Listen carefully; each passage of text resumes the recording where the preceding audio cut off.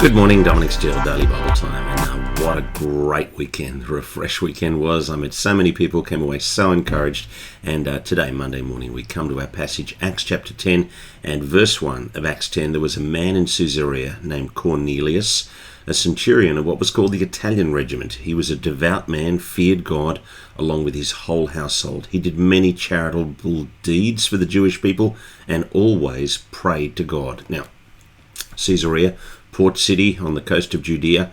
It was the Roman capital of the whole Judean region. It was named after Caesar, of course, and one of the big guys in the city was Cornelius. He was a Gentile, Italian, non-Jewish, and yet he prayed to the Jewish God. He was kind to the Jewish people. Now, let's reflect for a moment the temple in Jerusalem, and here, now, I know some people listen to us on audio podcast, but a number of people watch us on video for Daily Bible Time. If you go to the video of this episode, and that's at the YouTube channel, or you go to villagechurch.sydney/Daily Bible Time, and you can look up the YouTube channel, the YouTube link to this episode. There's a picture there of the Jerusalem temple. I'll put another one up as well, and you can see the big courtyard there, and right at the center is where the high priests could go to worship, and then there's a court a little bit further out where the Jewish men could go to worship, and then there's a court a little bit further out where the Jewish women could go to worship, and then there's a courtyard further out where the Gentiles could go to worship. And the whole message of the temple geographically was some people have greater access to God. The priests, the high priests, have greater access to God. The Gentiles, they don't really have much access to God at all. And in fact, there was a sign at the line between the court of the Gentiles and the court of Jewish women, a sign which said, "Keep out, or your death will be on your own head." And that whole sign reminds me of the African lion safari.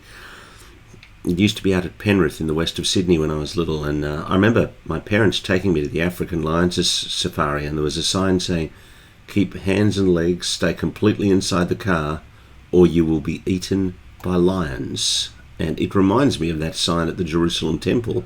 Don't go beyond this point. No entry beyond this point, or you will be killed. And so the Gentile really is excluded from the presence of God, and yet Cornelius, God-fearing man, Italian man, praying to the God of the Jews, but constantly reminded that he was second-rate, that he was a Gentile, that he couldn't get close to God. And things like that temple court sign, external sign that because of his race he wasn't part of the center of God's saving activity.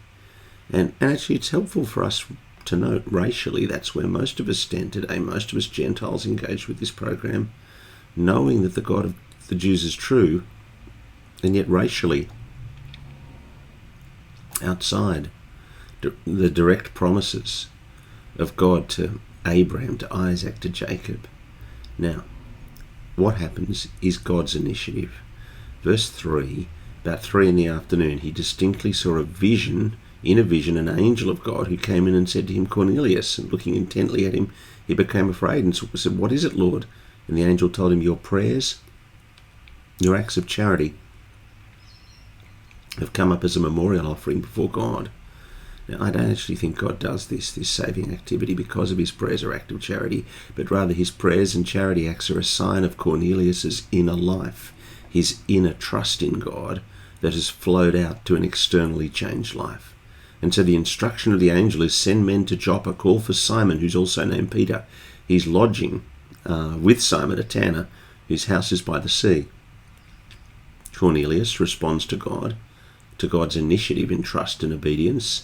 So verse 7, when the angel who spoke to him had gone, he called 2 of his household slaves, a devout soldier who was one of those who attended him, and after explaining everything to them, he sent them to Joppa.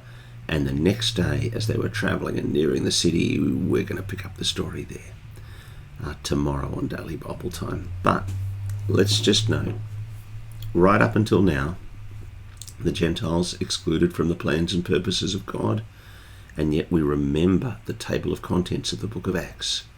From Jerusalem, Judea, Samaria, to the ends of the earth.